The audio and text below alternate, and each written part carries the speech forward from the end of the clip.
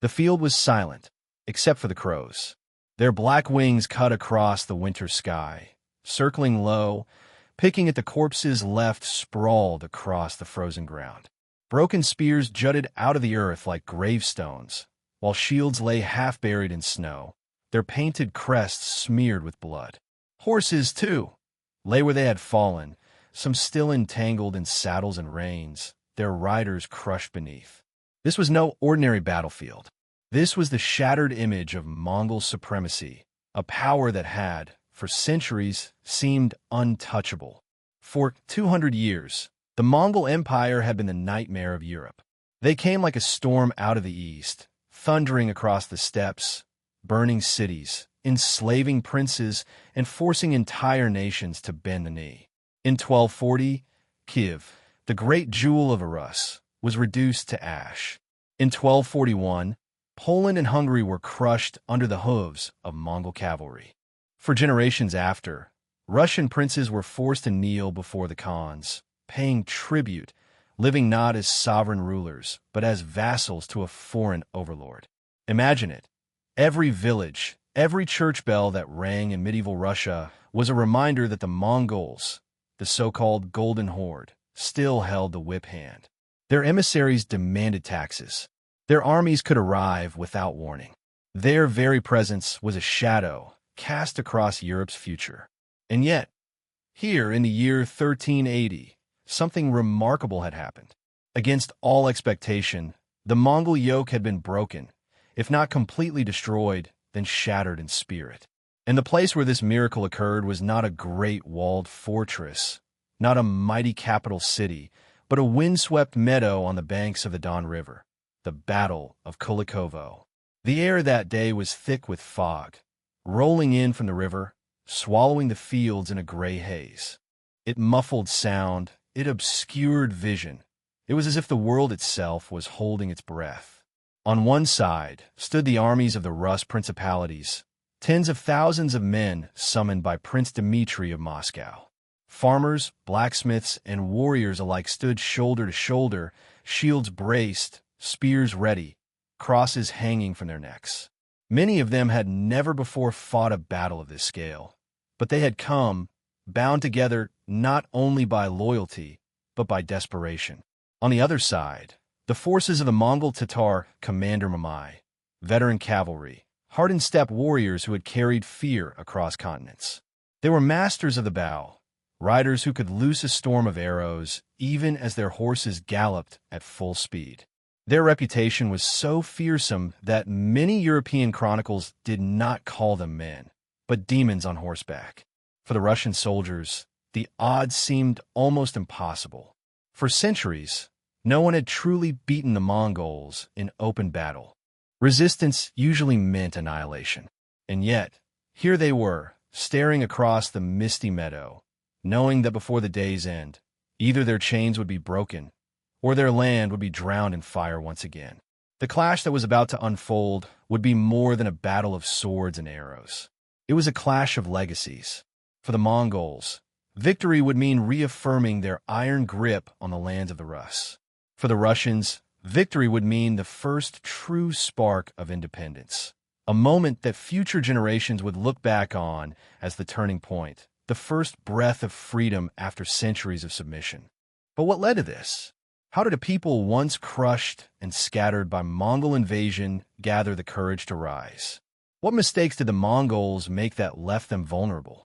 And why did this single battlefield on the Don River come to represent the dawn of a new chapter in European history? The answers lie in the decades of struggle, of intrigue, of betrayal and defiance that built toward this confrontation. The Mongol Empire, once the mightiest force the world had ever seen, had fractured, its unity torn by ambition and greed. The princes of Rus, once rivals who betrayed each other for scraps of favor from the Khans, had found in Moscow a rallying point, a chance at unity. It was not inevitable. It was not certain. But in 1380, everything converged. The land, the leaders, and the moment. And so the question remains, how did Russia finally end the Mongol Empire in Europe? To answer that, we must journey back to the rise of the Horde, to the long years of suffering under its rule, and to the brave gamble that turned a river meadow into a symbol of liberation. This is the story of how the Mongols were broken. To understand the clash on the banks of the Don, we must step back into the long shadow of the Mongol conquest, a shadow that stretched across centuries. In the early 13th century, the Mongols seemed unstoppable. They swept out of the Asian steppe like a wildfire, their horsemen riding faster and striking harder than any enemy Europe had ever faced. In 1223, at the Battle of the Kulikovo River, they annihilated a coalition of Rus princes, slaughtering tens of thousands and humiliating the fragmented Russian states.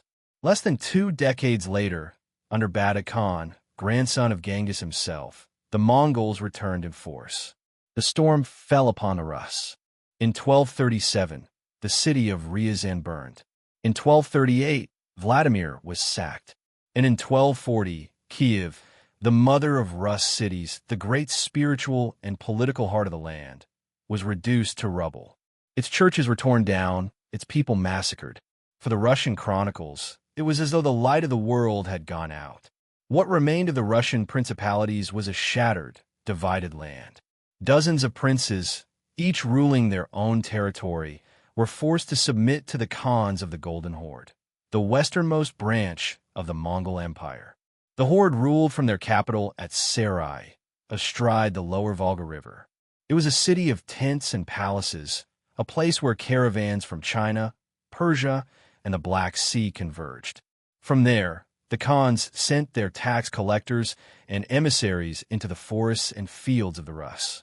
The princes were summoned to kneel, to bow their heads, and to accept their authority not as sovereign rulers, but as vassals.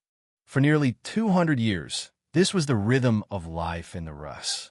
Tribute flowed eastward, silver, furs, grain, and the very wealth of the land, filling the Horde's coffers.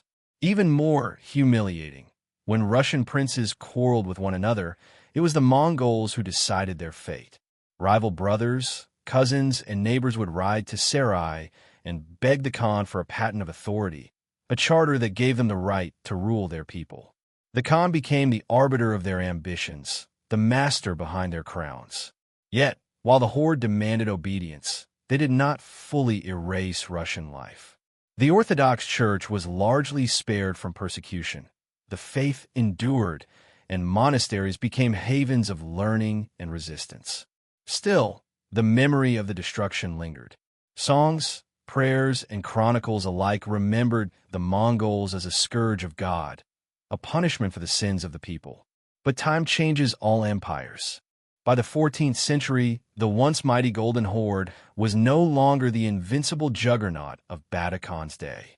Internal divisions split the Khans against one another. Powerful generals and warlords carved out their own territories, fighting for control of the Horde's heartlands. Among these was Mamai, a cunning commander who sought to use Russia as his personal source of tribute and power. And in the forest to the north, something new was stirring. Among the many Rus principalities, one had begun to rise above the rest: Moscow. In the early days, Moscow was little more than a small wooden fort on a bend in the river, overshadowed by ancient cities like Novgorod and Vladimir. But by the 14th century, under shrewd and determined princes, Moscow became a rallying point.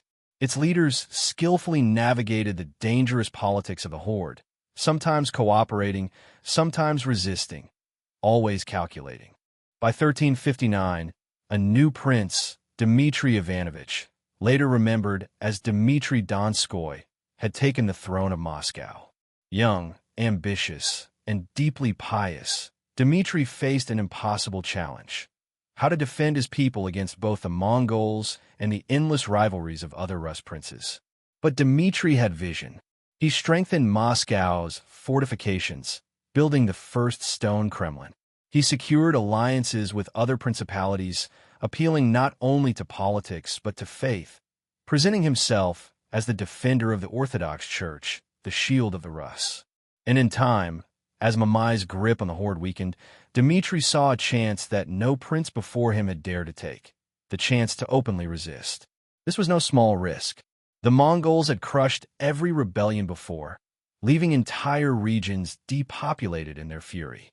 To defy them was to gamble not only with one's own throne, but with the lives of thousands. Yet by the late 1370s, the pieces were falling into place. Mamai's authority was challenged within the horde.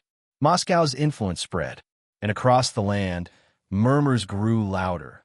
Perhaps the Mongols could be resisted. Perhaps the yoke could be broken. The stage was set for a confrontation unlike any the Rus had faced before.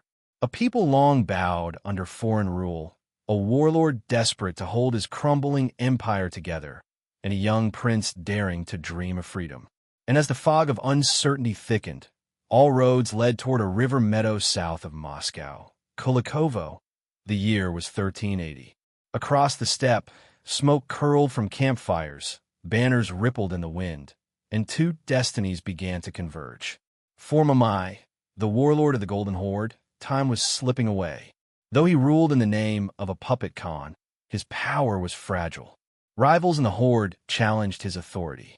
Enemies circled like wolves, and his once-iron grip on the Rus principalities had begun to falter. A rebellion in the north could not be ignored. If Dmitri of Moscow defied him and lived, Mamai's rivals would smell blood. His power would shatter. So Mamai gathered his forces. Messengers rode to the Crimea, summoning Genoese mercenaries, armored soldiers from Italian colonies along the Black Sea. To his banner came nomadic tribes of the steppe, Tatar cavalry seasoned in the art of war. He promised them plunder, gold, and the right to trample Moscow's pride beneath their hooves. By late summer, his host was on the move, tens of thousands strong, hardened by generations of conquest. Meanwhile, in Moscow, Prince Dmitri was facing a gamble that could cost him everything. He knew well what Mongol vengeance looked like. Cities burned, families enslaved, churches desecrated. The chronicles were filled with such stories. But Dmitri believed the time for submission had ended. One by one, he summoned the princes of Rus. From Rostov, Yaroslavl, Suzdal, and beyond, they came, some eagerly, some reluctantly, all knowing that this moment would decide the fate of their people. Not all answered his call.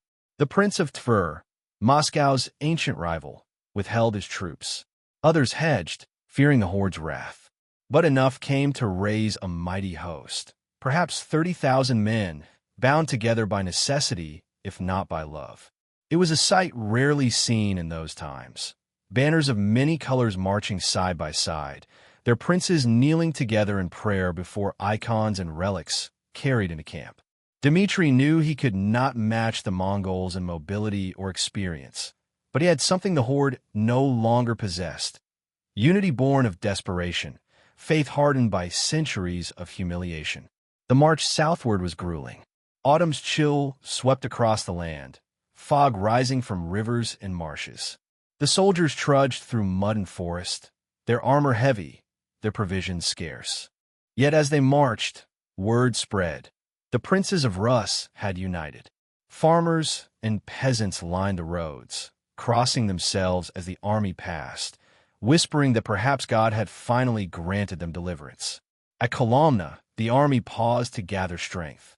Priests blessed the troops, sprinkling holy water on banners that bore the image of Christ and the Virgin Mary. Dmitri himself walked among the men, not in golden robes, but in armor, his face somber, his resolve unshaken. Chroniclers would later say he prayed more than he spoke, as though already communing with the fate that awaited him.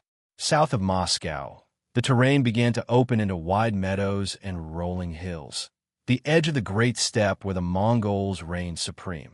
It was here, on this exposed land, that Dmitri knew the clash would come. The choice of battlefield was crucial. Dmitri chose the banks of the Don River, a place known as Kulikovo Field. It was a bold decision. Crossing the river placed his army in hostile territory, cutting off any retreat northward. Once across, there would be no escape, only victory or death. His boyars, his closest advisors, warned against it. But Dmitri's mind was set.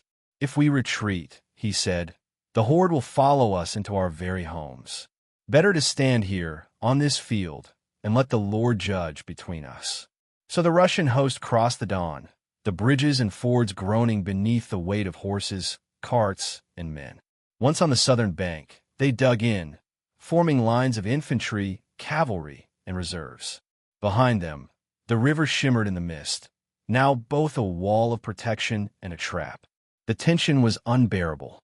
Scouts reported the Mongols were close, their numbers vast, their campfires glowing on the horizon like stars scattered across the steppe.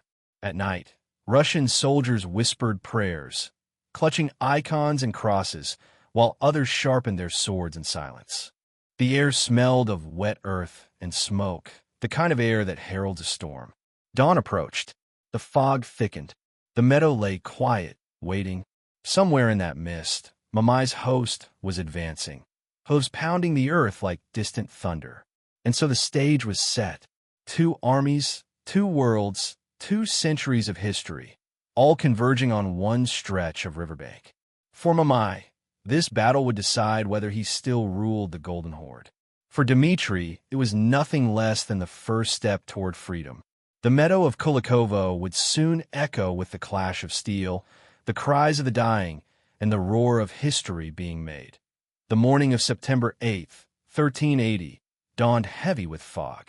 The banks of the Don lay cloaked in gray mist, so thick that soldiers could barely see the banners before them. For hours, both armies stood in silence. The world hushed, as if even nature held its breath. Then came the sound, a low rumble that grew into thunder. The Mongols were moving. From the haze emerged the vanguard of Mamai's host. Horsemen in lamellar armor, bows strung, their arrows ready to darken the sky. Behind them, lines of cavalry stretched endlessly, flanked by mercenaries in iron helmets and mail. Chroniclers claimed Mamai's force numbered over 100,000, though in truth it was likely closer to half that. Even so, they outnumbered Dmitri's 30,000. For the Russians, it was like staring into a storm. Dmitri's men held their ground. His army was arranged in layers. A strong center of infantry, shields locked and spears braced. Cavalry on the flanks, ready to countercharge. And hidden deep in a grove of trees, a secret reserve led by Dmitri's cousin, Vladimir the Bold. It was a gamble. If the Mongols discovered the ambush too soon, the trap would fail and the Russians would be crushed. The first clash came with a roar. A shower of Mongol arrows hissed through the fog, thudding into shields, piercing armor, dropping men where they stood.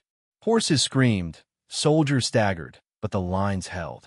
The Russians answered with a charge, heavy cavalry surging forward, spears lowered, smashing into the Mongol front. The fog dissolved into chaos, steel against steel, men grappling, blood soaking the meadow. Then came the duel of champions. As tradition demanded, before the armies fully committed, each side sent forth a warrior to fight for honor. From the Russian ranks rode Alexander Peresvet, a monk-turned warrior, dressed not in armor, but in his monastic robes, mounted on a warhorse.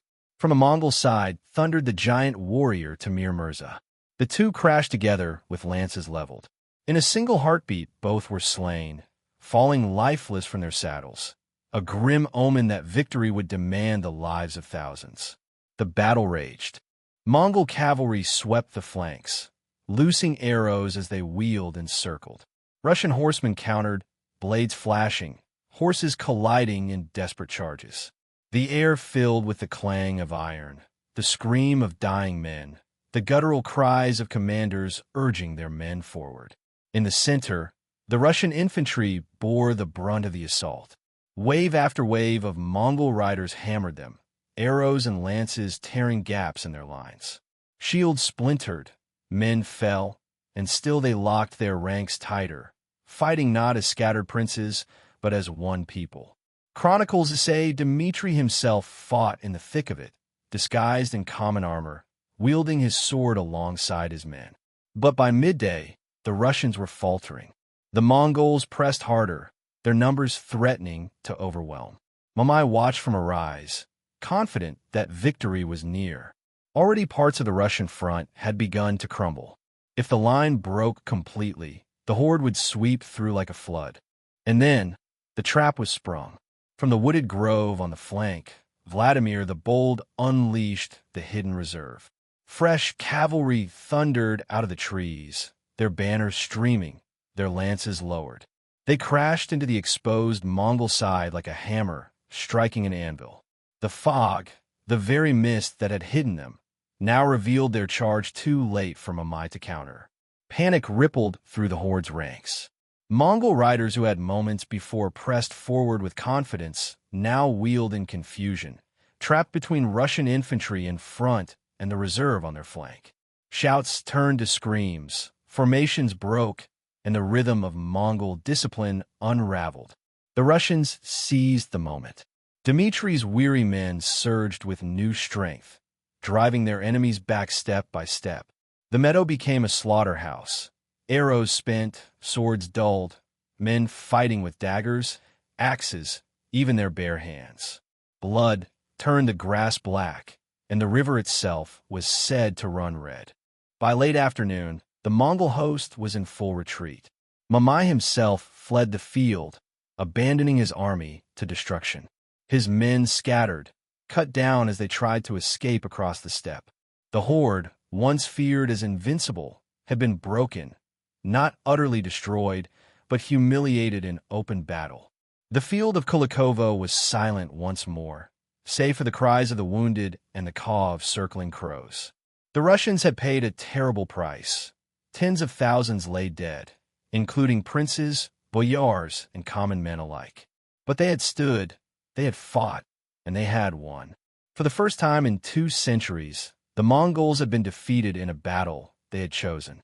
The spell of invincibility was shattered. When the roar of battle faded, the meadow of Kulikovo was transformed into a graveyard. The fog that had concealed the armies in the morning now revealed a landscape of ruin. Broken lances littered the field, shields lay split and abandoned, and the corpses of men and horses stretched as far as the eye could see. The air reeked of iron and smoke, of sweat and death. The victory belonged to Dmitri and the princes of Rus, but it was a victory paid for in blood.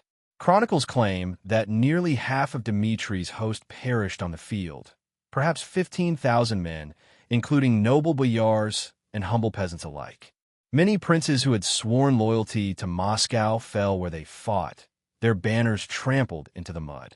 The joy of triumph was tempered by grief, for Russia had won its first great battle of liberation only at the cost of its bravest sons. Among the fallen was Alexander Peresvet, the monk warrior whose duel at the battle's opening had symbolized the entire struggle, a clash of faith against fear, sacrifice against domination. His body, still clad in monastic robes, was carried with reverence from the field, and he would be remembered as a martyr of the Russian Church. Prince Dmitri himself was found exhausted and wounded among the dead, his armor dented, his face pale. For hours his men believed he had fallen, and the rumors spread across the field that their prince had perished. When he was discovered alive, crawling from beneath the bodies, the army rejoiced.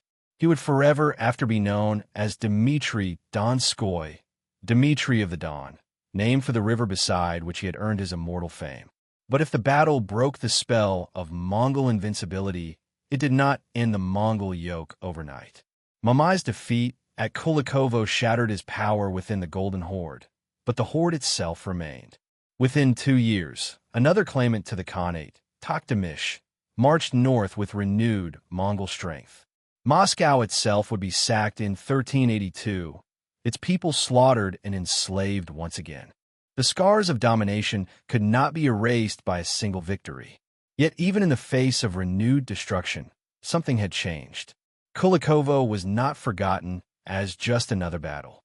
It became a symbol, a legend retold in chronicles, poems, and songs. For the first time in living memory, the princes of Rus had stood together, shoulder to shoulder, against the horde. For the first time, they had fought not as rivals, but as a people united, and they had won. That memory became more powerful than the defeat that followed. Even as Toktamish restored Mongol authority, the people of Rus whispered of the day they had seen the horde beaten in open combat. It planted a seed of confidence, a belief that the Mongols were not invincible, that one day their rule could be cast off completely. For Moscow, the victory was transformative. Dmitri's leadership, his gamble at Kulikovo, elevated the city's prestige beyond all rivals. The princes of Rus began to look to Moscow not only as a political power, but as the protector of their faith and the spearhead of resistance. In time, this reputation would allow Moscow to dominate its neighbors, gather the fragmented principalities, and lead the final struggle that expelled the horde once and for all in the 15th century. And so, Kulikovo was more than a battle. It was a prophecy, a glimpse of what was possible. But what if the day had ended differently? What if Dmitri had been slain outright, his ambush discovered, his army crushed? The Rus principalities might have been broken beyond repair, reduced once more to pawns of Mongol warlords. Moscow might never have risen as the unifier of Russia. The Orthodox Church, which found its shield in Moscow's princes, might have withered under foreign rule.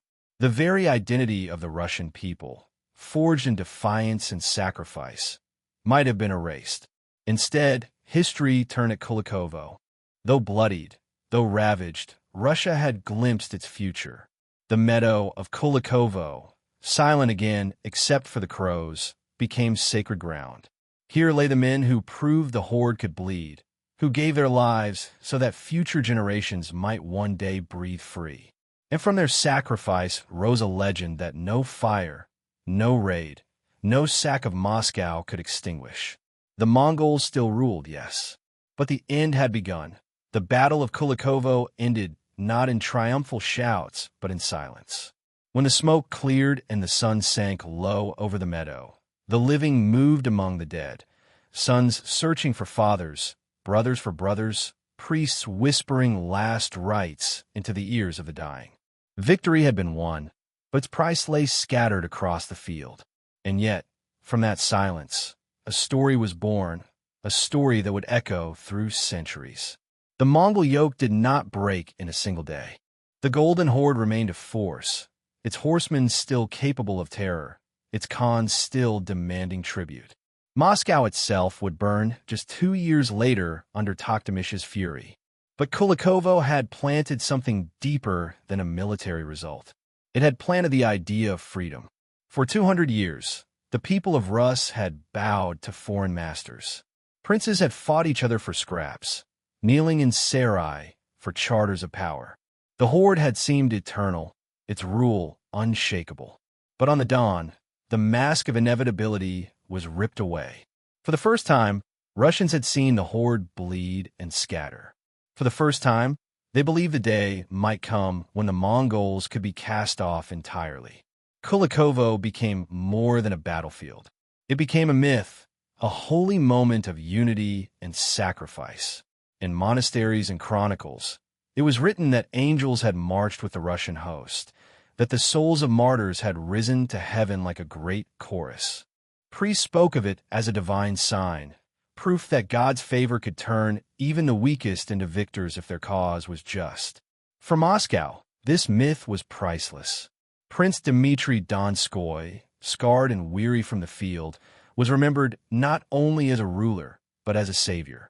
His gamble to cross the Don, to risk all on a single battle, became the cornerstone of Moscow's destiny. From then on, the city was no longer just another principality. It was the rallying point, the protector, the seed of a nation. And in the centuries to come, the memory of Kulikovo would be invoked again and again. When Moscow rose against Mongol tax collectors, when Ivan the Great refused tribute to the horde, when the final stand at the Ugra River ended Mongol domination in 1480, each act traced its lineage back to that foggy morning by the dawn. Kulikovo was the first crack in the wall, the first spark in the darkness. But the story is not only Russia's. The Mongol Empire had once seemed destined to engulf Europe. Poland, Hungary, even the Holy Roman Empire trembled at its advance.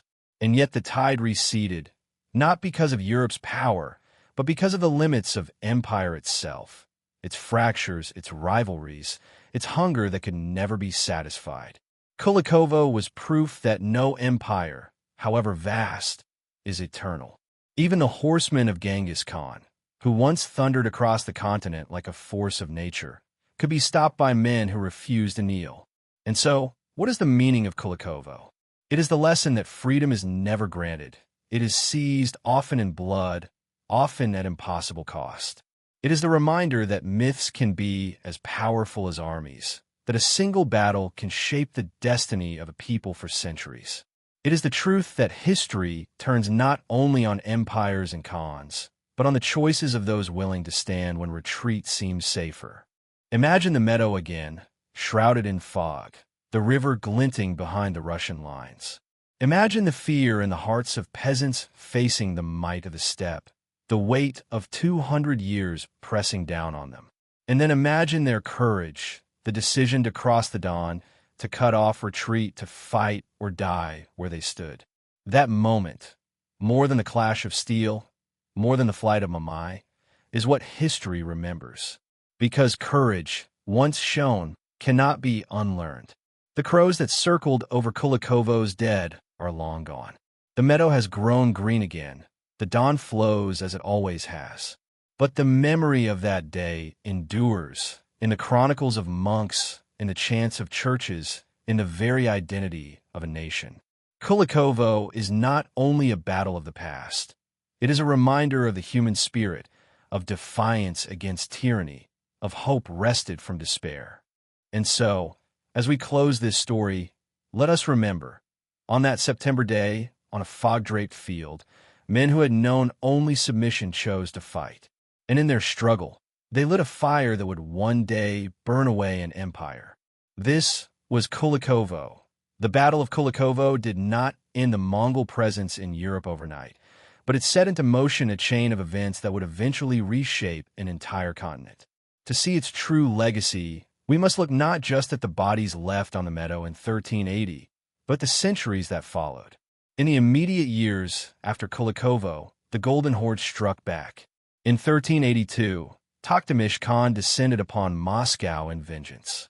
The city, still recovering from the triumph at Kulikovo, was unprepared. Its walls were breached, its people slaughtered, and the survivors dragged into captivity. To some, it seemed as if the sacrifice at the dawn had been for nothing. The yoke, heavy as ever, remained. But beneath the ashes of Moscow smoldered something the Mongols could not extinguish: memory. The chronicles of monks, the sermons of priests, and the stories of soldiers all returned to Kulikovo. Yes, Moscow had burned, but the horde had been beaten once, and what had been done once could be done again. The victory was not erased, it was enshrined. Over the next century, Moscow steadily grew in strength. Through alliances, marriages, and sheer political cunning, it outmaneuvered its rivals among the Rus principalities. With each generation, Moscow claimed more authority as the defender of the Orthodox faith and the natural leader of a people yearning for unity. And each generation invoked Kulikovo, not as a tale of fleeting triumph, but as a prophecy waiting to be fulfilled. By the 15th century, the Golden Horde itself had fractured into rival khanates. The empire of Genghis Khan was now but a shadow of its former might. While the Tatars still raided and demanded tribute, their power was ebbing and Moscow's was rising. Ivan III, known as Ivan the Great, would ultimately refuse to pay tribute to the horde. And in 1480, at the Ugra River, Mongol and Russian armies faced one another in a tense standoff. No battle was fought. The horde simply withdrew. It was there, a century after Kulikovo, that the Mongol yoke finally, fully ended. But the men who stood by the Ugra were the spiritual descendants of those who had fought on the Don. Without Kulikovo, without the memory of that desperate unity, it is doubtful that Moscow could have summoned the courage to stare down the horde. The meadow of Kulikovo was not the end. It was the beginning of a slow but unstoppable march towards sovereignty. And beyond Russia, the echoes of Kulikovo reached further. Europe, long haunted by the terror of Mongol horsemen, gradually awoke to the realization that the invincible empire of the steppe was mortal after all. The same people who had burned Kiev and crushed Hungary could, In time, be resisted, even defeated. The psychological shadow that had stretched from Poland to the Adriatic began to fade. Kulikovo also reshaped Russian identity. Before the battle, the Rus were fragmented. Novgorod, Tver, Ryazan, and countless other lands, each jealously guarding its independence. After Kulikovo, the idea of Russia as a single people, united by faith and forge and sacrifice, began to take hold. The blood spilled on that field did not simply buy a day of freedom. It bought the seed of nationhood.